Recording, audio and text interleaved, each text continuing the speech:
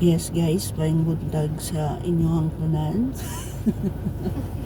Kung karon, hindi ako sa inyong atubangan.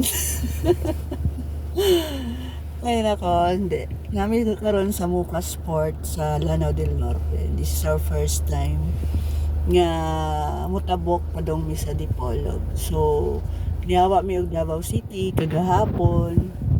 Siguro mga 1 o'clock na abot Cagayan de Oro, pas mga 8 na. And then, diretso na tulog. And then, early in the morning, karong adlaw, at 2 o'clock, nag-lima kami. And then, naghikay. At 4 o'clock in the morning, start na magbiyahe from Cagayan de Oro to Mucas. So, karon we're stranded sa amin kay we're waiting for the barge daw para makatabok mi padong sa Usamis. Pagtabok daw ani from Mucas is Usamis City na daw. Tama ba ko? So ako mga pasahero na lobat na. Yan si Madam Reg. Power mountain din siya pero karon no, Sleeping Beauty gini siya guys. Wala nag-matter kung siguro gigutom na pud ni kay wala pa may breakfast, wala may kape kay wala daw, di daw usog ang kape dito sa kigdaan. Madam Reg.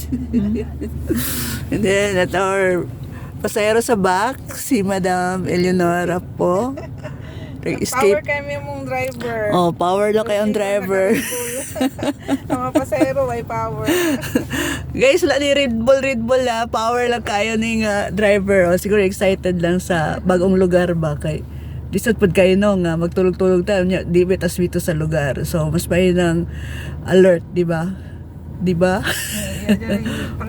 Pangandaman dyan na ito kay once in a lifetime lang naman. Tapos we are all 50s na. At by back, 52 na siya. 53. 52. Kaya siya, 52 na po. So yan guys, so ang daming ang daming trucks, mga sasakyan waiting for the barge. Siguro dili pareha sa uban na port no kay marag every separate pod ang unsa ni kaning cargos and then separate ang private cars. Pero din I don't know kung sabay ba mi or wala may idea. Sorry. Pero grabe ang pila guys, sobra. From there to there. Ayan. Sige lang. We're still praying and hoping na makaabot po din sa mong lugar na safe. Pero kami thankful na po din kay from Davao City or from General Santos City. So far, safe among biyahe. Og napang power, napang kusog sa driver. Mag-drive ta ani hantod sa secret joke. Later. Wait for more updates. Yeah, ininaot nga kanang ginaingon nila na expectation versus reality. But kung unsa man ang naa dito, positive lang pud mi na na nindot or malingaw na mo, ma-enjoy na mo ang bagong lugar na among adtuan. 'Di ba? Kahit pa paano naman once in a year namin matuan na na lugar kay last year before mag-end ang year last year namin sa Bataan, di ba? So karon nag-end ang first quarter nga nanapod may isa ka lugar nga giadtoan, di ba? Sosyal. Ito guys, no. Sila lang makabalo, di ba? Bisan ning among mga edad, power lang gyapon mi oy. Scalards. Power. Kaya isa lang yun out power kaya wala man siya breakfast. Work sila lang live breakfast. Guys, kami nakakape. 2 o'clock in the morning nagmata nami. Saging nami. Pero okay na may power na kayo kinaka di ba kaning nilagang saging. Pero tamis siya gulang kay siya. Di ba? Mas power tong bata kay kadlaw na nagsaging. No mo ng mga bata nga kugihan na nagi future. Diba, madam? Kumusta man ang imuhang din na, madam? Nasa ko kay Dugay pa kayo pila pa. Magpila pa. Magpila pa mi guys. Be, tanaw na ito, be. Igawas na kadali. Dahil lang kayo, ha?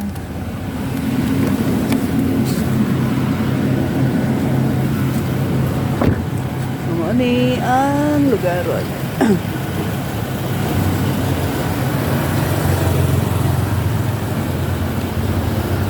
Wala ko kabalo din na sa unahan kung unsa ang naa. Pero dugay kay ang barge. But anyways, let's wait and see.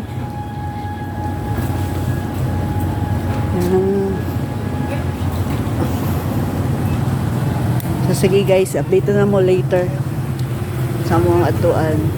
But I'm pretty sure na maraming dito kayo mga atuan right now. Tama tayo. Okay. So for now,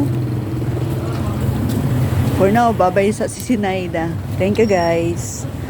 And have a good day. Have a good day. And this is the first day of April. So see you. Bye. So guys, hinaot na makasakay namin.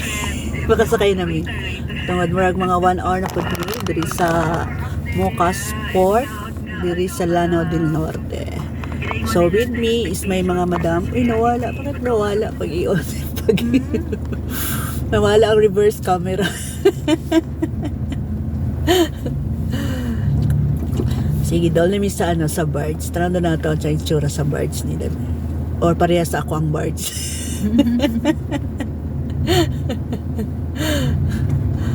Ay, nako.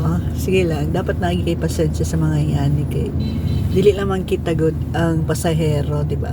Mayroon ako natay private barge, private plane, private helicopter. Parang anak lang ni Lord. Yung may-ari ng Earth. So, moving na. So, from 6:30. Actually, nihawa mi sa sa to be para makita mong nawong. Nawala ang reverse. Dili kay nihawa mi sa asa ni Madam pakigunit na ba? Unsa man? Gunit sa nak para na ako videographer. Tingin Labad na akong ulo ani sa itong cellphone. I-focus na dili sa kuwakay. Unsa man na? Ana, di ba? So nihawa mi sa Cagayan de Oro is 4 o'clock. Nabot mi diri sa Muka 6:30. So moving na mi 7:40. Hinaot na makasakay mi by 8. Makabot mi sa Usamis based sa ni apps na ako nakitaan from Usamis to from here to Dipolog City.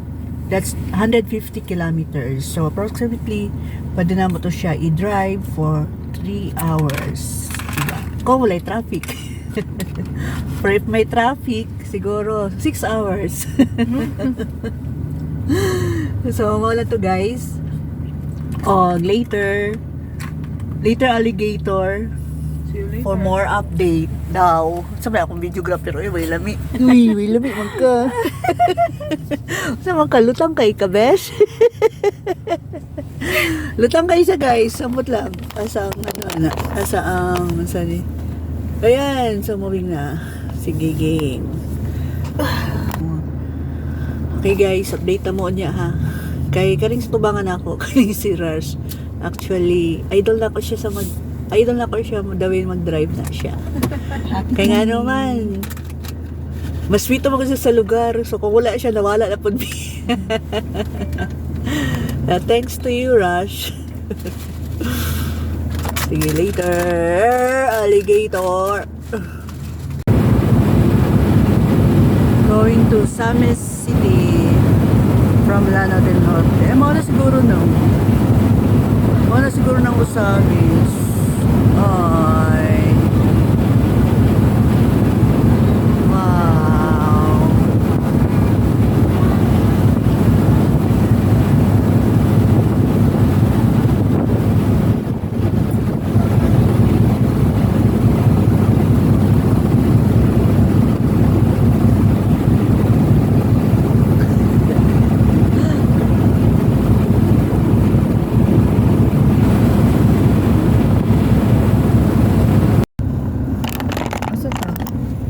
di ba ka? Ha? Kay Jollibee? Sa Jollibee?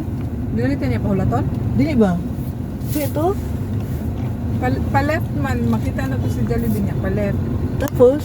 Dito siguro. Asa? Dito man ako padulong kay dili papulangkos man dito Dipolog. So guys, so guys, sorry. Actually guys, namin sa Dipolog City. Pero So time check is it's 11:44.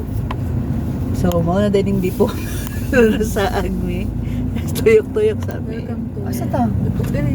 Dili ta, di ba? Dili oh. Dili na pulangkos na niya. Eh, sa ta diri? Pero sorry. Bahal, di ba dito yung kanito, ni Malis ta? Sorry, wala yung nagsusunod. Ay nagsunod. Pero sorry yun. Nasa agmi gid ang ano. O yun sa ni fiesta. Kasi nasa right side na ito ang ano, Ang RMN. so diretso na tani. Asa na itong velo? Maga station. Velox. Sa Lahos, Pasiro, Belo, no. Oh, basta diretso lang daw. Basta tama na ni. Tama na kaya to. Basta eh. May nakabutan dito nga. Dili Dipolog, ito pulangkos. Okay. Pulangkos Dipolog ito. ka. So nalagyan mo sa Dipolog. Pero wala pa may kabalo kung tama pa niya ang way pa dong sa mo ang RMN station. RMN man da. Papangutana naman na. Ay naka guys. Dahil tayo sa Jollibee. Ay na alangan mo.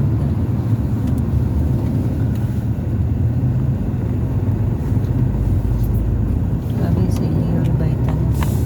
Karisita kay napagyapon siya. This is the battle Spanish sardines capital of the Philippines. Dipolog is 21 barangays. Sambonga, madali ng mga kwanto sa Pinas. Ang iyang population ani abot pila. Pero gamay na population ani sa Dipolog eh. So this is Dipolog City. Hala, tao ba ka ani? Sa mo na Siya, ni siya. diretso lang daw. Pangita. Video ni guys. So welcome to the XDR Dipolog. Madam, mura kag na nawalan sa kasi mong ulo ba? Ay, sa manamis ko sa ilang building. Nakamiss mo nilang building, no? Oh, bago. Kasi so guys, sa namin sa DXDR, Dipolog. Si Asa to si Madam?